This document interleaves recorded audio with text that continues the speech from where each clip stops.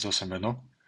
Би бакалаврын дипломын ажил бичиж байгаа програм хэмжээний 4-р курсын хитэн баасанд орж байна. За ингээд би өөрийнхөө хийж байгаа IELTS бэлдэх веб аппликейшн буюу дипломын ажлынхаа төслийг ажиллуулж үзүүлье.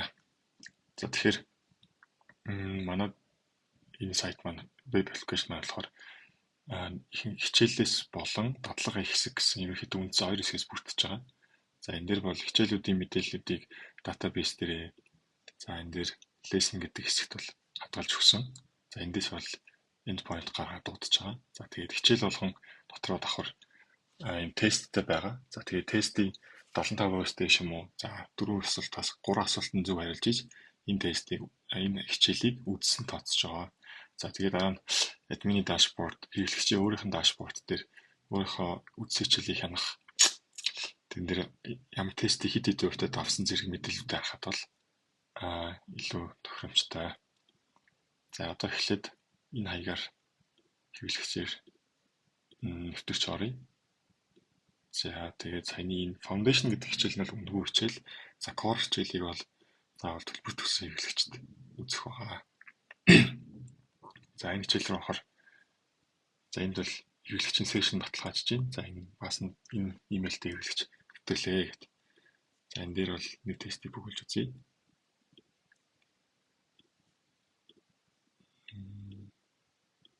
За complete test. За энэ дээр 100% үр дүн гэдэг. За энэ дээр хэрэглэгчийн access token-оор дамжаад session-ыг аваад за энэ дээр хэрэглэгчийн одоо adverb гэдэг энэ хичээлийг давлаа гэдэг мэдээллийг хадгалж байгаа. За энийг яаж харах вэ гэхээр хэрэглэгчийн өөрийнх нь user dashboard руу орох хэрэгтэй. За энэ дээр 2 хичээл дуусгасан. За өнөөдөр 5 сарын 4-ний өдөр foundation бүлэг хичээлийн энэ шалгалтыг хийж дууссан. Тэгээ эндээсээ 2 хичээл дуусгасан. Одоо тэдний хичээл үзэх татуу байгаа гэсэн мэдээлэл гарч байгаа. За энэ дээр бол төлбөр төлсөн хэрэглэгч гэдгээр бүртгэгдсэн байгаа. За энэ дээр төвшин тогтоох шалгалтын оноо, төвшин тогтоох шалгалтын хэсэг гэж байгаа. За энэ хэсэг дээр 21 төрлийн дүрмээс бүрдэх 4-өөс 3-аас 4 асуултуудыг бэлдсэн байгаа. За энийг бол хэрэглэгчийн users гэдэг тейбл руу шууд үр дүнгийн шийдэж байгаа. За энэ дээр оноог хадгалах гээ. За саяны бас гэгэнт оноо гэдэг Gmail хэрэглэгч бол 1 оноо авлаа. Тэгэхээр за энэ дээр users-ийн энэний төвшин тогтоох шалгалтын өмнөх оноо нь бол шинжлэхдэх ёстой. За оноог хадгалъя. Амжилттай оноо хадгалагдлаа. За refresh хийхдээ 1 оноотой боллоо гэдэг. За энэ дээр бас ямар сэдвүүд дээр бага оноо авсан тэр сэдвүүдээр төрүүлж үзэх зорилгоор энэ хичээлүүдийг гээд төрүүлж үзэх лист гаргаж өгсөн байгаа. Жагсаалт.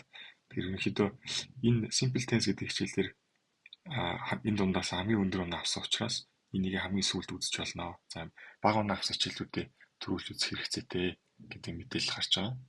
За тэгээд мэдээж хэрэглэгчийн дашборд дээр саяны төвшин тогтоох шалгалтын хариу бол очирсан байгаа. За төвшин тогтоох шалгалт бол ингэж явна. За playground буюу дадлагын хэсэг байгаа. За дадлагын хэсэг дээр болохоор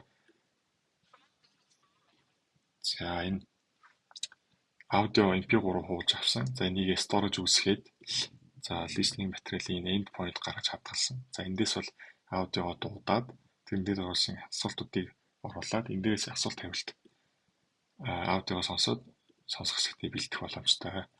За унших хэсэг нь болохоор бас мөн адилхан санаас бэлдсэн унших материал гэдэг хэсгээр артикл мэдээнүүдийг текстээр бэлдсэн байгаа. За энэ зориулаад бас quiz байгаа. За writing энэ хэсэг бол OpenAI API ашиглаж хийсэн байгаа. За энэ дээр бол дүрмийн алдааг засна.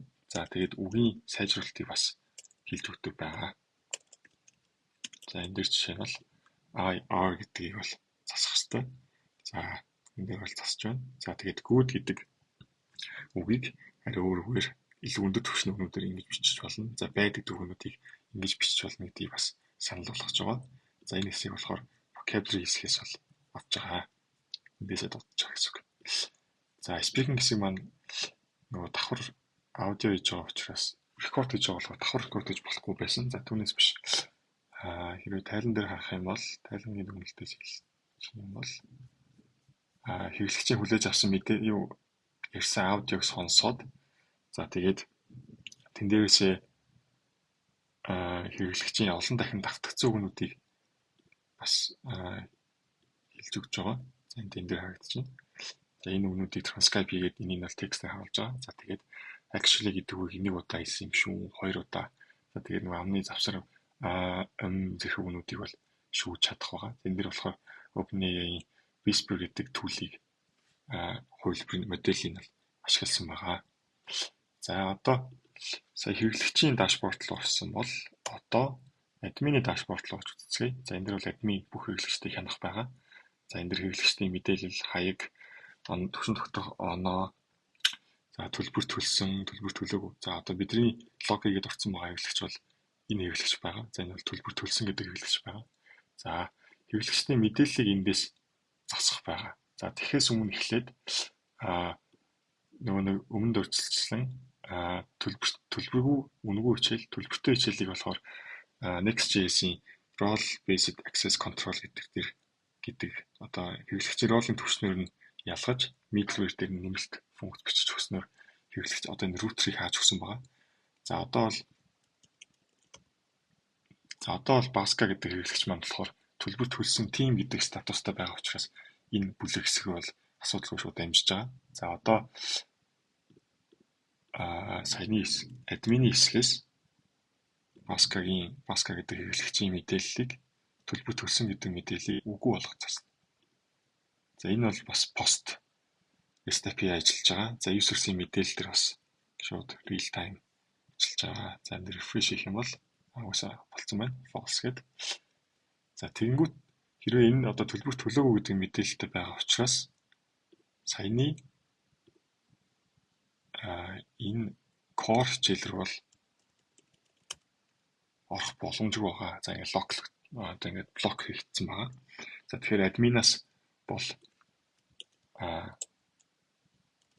хэрэглэгчдийн мэдээллийг шинжилээд за хэрэглэгчийн төлбөртэй хичээлүүдийг үзэх тэр зөвшөөрлийг бол өгөх боломжтой байгаа.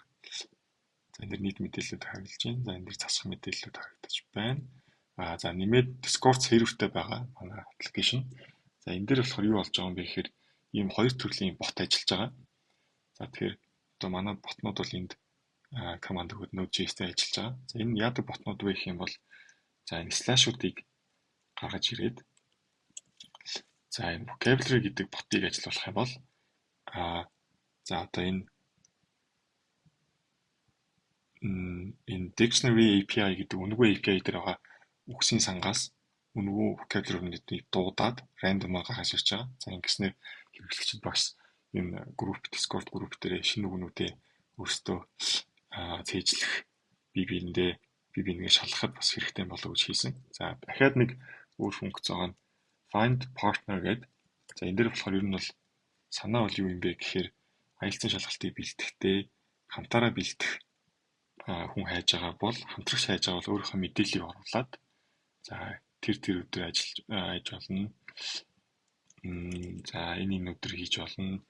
Хамт бэлтэж болно гэдэг мэдээлэл форм бөглөөд өөрөө явуулчих байгаа гэсэн үг. За энэ дээр мэдээлүүд нь явж байна. За тэгэнгүүт дахиад өөр хэрэглэгч нар бас энэ мэдээллүүдээ солилцоод өөртөө адилхан шалгалт өдөртөө ч юм уу хугацаанд бэлтгэж байгаа хэрэглэгчтэй олж аваад тэгээд хамтарч бэлтэх боломжтой байгаа. За database-ийн хувьд бол table-үүд бол энд course гэдэг хэсгүүд байгаа. За энэ дээр болохоор free, premium гэж ялгаж өгсөн байгаа. За lesson progress дээр болохоор бүх хэрэглэгчдийн одоо тус бүрийн нэг хичээл бүртгэх тестүүдийг ажиллаад тэрийг давсан, даваагүй юу, аль хэсгүүд вэ гэдгийг нь бол холбож өгч байгаа, харуулж байгаа. За lesson хэсэг бол энэ дээр бүх хичээлүүдийн дата орж ирнэ. За listening материал бол тэр MP3 файл. За practice question гэдэг файлаас reading үү, listening үү гэдэг материал type-аас хамаараад асуултуудаа энэ listening материал болон reading материал маань бас авч байгаа. За тест result дээр бас саяны хичээл бүртгэх тестүүд гарч байгаа. Тестийн оноонууд. За энэ дээр бол бэлдсэн тестүүд байна. За ID-гаар нь хичээлээр нь ялгчихсан байгаа. За энэ дээр нэг хичээл дээр нь бол 10 тест орчин байгаа. За тэндээс бол рандомоор 4-ийг сонгоод дуудаж байгаа. За тэгээд хэрвээ энийг API энтертэй холбож чадах юм бол цаашдаа өргөжүүлж чадах юм бол transaction гэдэг table байгаа. Энэ table нь user-ийн admin table-тэй шууд холбоотой. Эндээс мэдээллийг татаад тэгээд энэ дээр мануалаар хийхэд бас тусалах юм болов уу гэж бодсон байна. За энэ users table-ийг болохоор authentication гэдэг энэ Supabase-ийн энэ default table-ээс trigger function-ыг ашиглаад энд бол маш олон table-үүд байгаа. Зөвхөн хэрэгтэй мэдээлэлүүд бол энэ public user мэдээлэл рүү зөөж байгаа. Тэгэхээр шинэ хэрэглэгч нэмэгдэх болгонд эхлээд от user-т нэмэгдчихэд дараа нь trigger ажиллаад энэ хуудас руу энэ table руу болохоор шилжиж байгаа. За энэ дэр бол vocabulary гэдэг хэсэг байгаа. За энэ хэсэг дээр бол түрүүний writing буюу бичих хэсгийн дадлага хэсэг дээр сайжруулалт хийх, алдаа засах хэсгүүд дээр бол ажиллаж байгаа. За тэгээд ер нь бол юм байна. За home хэсэг байгаа.